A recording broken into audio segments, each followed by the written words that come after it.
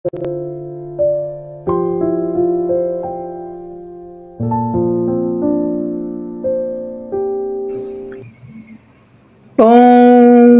dia!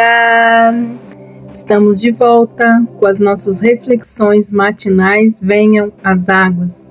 Nós estamos meditando na carta de Paulo aos Efésios e nós já chegamos no capítulo 4. E hoje nós vamos seguir a nossa meditação dos versículos 17 até o 24, falando sobre a santidade cristã, que é oposta a toda a dissolução.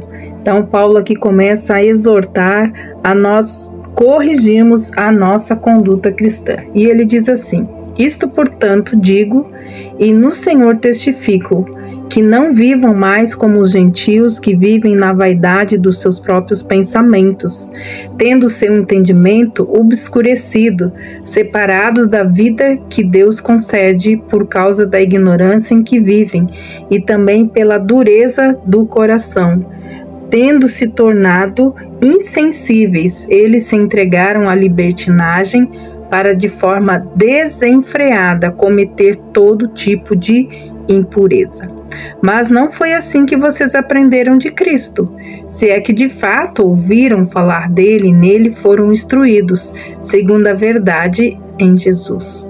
Quanto à maneira antiga de viver, vocês foram instruídos a deixar de lado a velha natureza, que se corrompe segundo os desejos enganosos, a se deixar renovar no espírito do entendimento de vocês e a se revestir da nova natureza criada segundo Deus e em justiça e retidão, procedentes então da verdade.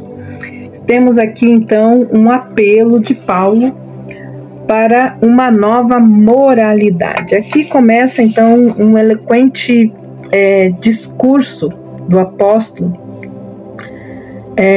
para que nós, como testemunhos de que o Senhor vive em nós e que Ele tem autoridade sobre as nossas vidas e que a nossa vida de santidade deve ser inspirada pela santidade divina. Paulo então exorta os cristãos a se despir de todos os sinais da sua vida antiga, sua vida pregressa, como quem se despe de um casaco lamacento, e exorta então os cristãos a vestir todas as virtudes do Senhor Jesus Cristo. Por isso ele diz: não mais andeis como também andam os gentios. Eles não eram mais gentios, mas sim agora cristãos. Por isso deveria haver uma transformação correspondente então a essa nova vida. Paulo, ele via o mundo sem Cristo atolado em ignorância e degradação. Os homens eram caracterizados por 7 falhas terríveis que são mencionadas aqui nesse texto. Primeiro deles, eles não tinham nenhum alvo na vida. Andavam, então, como diz Paulo, na vaidade dos seus próprios pensamentos. Sua vida era uma vida vazia, sem propósito ou alvo e sem nenhum fruto bom. Havia muita atividade, mas nenhum progresso. Andava em busca de bolhas de sabão e de sombras, enquanto negligenciava aquilo que era de fato muito importante, como nós vemos nos dias de hoje. O versículo 18 fala que eram cegos, ou seja, vivem no mundo de sombras, obscurecidos os seus entendimentos. Em primeiro lugar, eram naturalmente incapazes de compreender verdades espirituais. Então, como resultado dessa rejeição do conhecimento do verdadeiro Deus, eles sofriam da cegueira resultante do juízo, então, do Senhor. Eram ímpios, eram alheios à vida de Deus, diz a palavra. Ou seja, viviam uma grande distância dele. E isso era resultado, então, dessa profunda e persistente ignorância e também dureza de coração. Eles rejeitavam a luz de Deus, patente na criação e na sua consciência, e se voltaram então para a idolatria, por isso se afastaram mais e mais dele. Então nós vemos aqui e podemos perceber como acontece ainda nos dias de hoje, porque a palavra de Deus fala que o Deus desse século, ele cegou o entendimento para que as pessoas incrédulas não resplandeça sobre eles a luz do Evangelho. Então aqui eles eram ímpios, eram alheios à vida de Deus, vivendo essa distância dele. O versículo 19 diz que eram desavergonhados, tendo se tornado então insensíveis, ou seja, eles não sentiam mais dor. Quanto à consciência, eles rejeitavam então qualquer tipo de dor, na medida que iam então cada vez mais caindo nesse lamaçal de pecado, eles ficavam cada vez mais insensíveis. Eram sórdidos, ou seja, entregavam-se conscientemente à depravação do pecado. Nesse comportamento principal dos gentios ainda era, qual era o maior, depravação? Era a imoralidade sexual. Eles desciam a níveis imagináveis de depravação. Eram indecentes na prática de pecados sexuais, cometeram toda sorte de impureza, diz Paulo. Há aqui a sugestão de que se entregavam a toda espécie de impureza, como se fosse um ofício ou um negócio na área de imoralidade. Fala também que eram insaciáveis, ou com avidez cometiam então esses pecados, nunca estavam satisfeitos, nunca tinham o suficiente.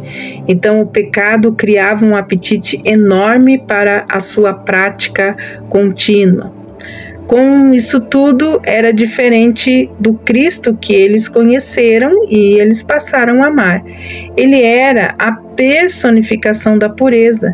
Ele não conheceu o pecado e nem o praticou, nele não havia pecado. Por isso ele fala,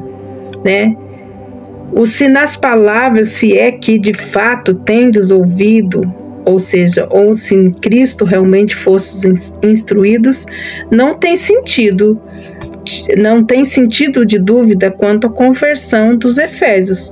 Simplesmente aqui ele está dizendo que todos os que tinham ouvido de Cristo e neles foram ensinados e conheceram como era a essência da santidade e da sua pureza, ou apenas ouviram de Cristo. Aqui ouvir de Cristo significava ouvi-lo com fé. Se eles aceitaram Jesus como Senhor e Salvador, então eles abandonariam a velha natureza com as suas práticas e andariam de forma santa. A expressão nele foram instruídos se refere à instrução que os efésios receberam quando passaram a andar em comunhão, logo após a sua conversão. Então, aqui ele fala que eles deveriam, então, nesse relacionamento pessoal com o Senhor Jesus, eles deveriam seguir a verdade em Jesus. Ele não apenas ensina a verdade, ele é a própria verdade em forma humana, como nós vemos em João 14,6, quando ele mesmo se denomina a própria verdade. O nome Jesus nos faz pensar na vida terrena, visto que é esse o seu nome dado na encarnação. Nessa vida sem mancha que ele levou como homem nesse mundo, nós vemos a antítese do andar dos gentios que Paulo aqui então está descrevendo. O versículo 22 ele fala: na escola de Cristo aprendemos que no momento da nossa conversão, nós deixamos de lado o nosso velho homem, que acaba se corrompendo segundo as concupiscências do engano, ele fala. O velho homem significa tudo o que a pessoa era antes da sua conversão, tudo o que era como filho de Adão. Essa natureza é corrupta porque cede aos desejos enganosos e maus. Quanto à sua posição, o velho homem foi crucificado e enterrado com Cristo, diz Paulo. Então, na prática, o crente deve considerar morta essa velha natureza. Aqui Paulo então dá ênfase ao lado da posição dessa verdade. Nós nos despojamos do velho homem de uma vez por todas. nós temos aqui uma segunda lição no versículo 23, 4:23. A segunda lição é que os efésios aprenderam aos pés de Jesus. Foi que estavam sendo renovados no espírito do seu entendimento.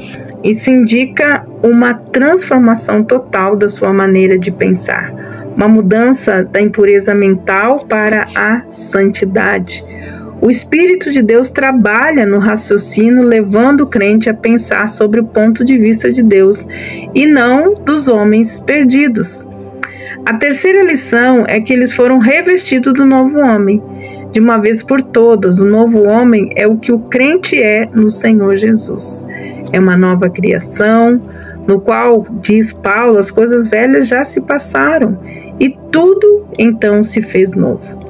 Então, esse novo tipo de homem é segundo Deus, criado à sua semelhança. Manifesta-se de que forma esse novo homem? Com justiça, com retidão procedente aonde? Da verdade. Justiça é um comportamento reto perante os outros. Retidão é a piedade perante Deus, colocando Deus no seu devido lugar. Paulo, então, ele nos traz esse apelo importante para que voltemos, então, a nossa mente, que a nossa mente seja, então, totalmente transformada, que nós sejamos renovados no nosso espírito, no nosso entendimento, que haja uma mudança na nossa maneira de pensar, que nós possamos voltar a pensar, né? Sempre com a verdade, que é a verdade de Cristo, a retidão de Cristo e a justiça de Cristo, colocando Ele então em primeiro lugar em nossas vidas. Precisamos andar, não em pureza moral, não em pureza mental, mas nós fomos chamados para a santidade. E é o próprio Espírito de Deus que trabalha na nossa mente, levando então cada um de nós a pensar, agir e a sentir do ponto de vista de Deus e não do ponto de vista então dos homens perdidos. Amados, que Deus abençoe você. E até amanhã com as nossas reflexões matinais. Venham as águas. Nós vamos dar continuidade, então, ao estudo desta carta de Paulo aos Efésios. E agora falando sobre a nossa condição de andarmos em santidade. Amanhã vamos falar sobre a posição. Deus te abençoe e até lá.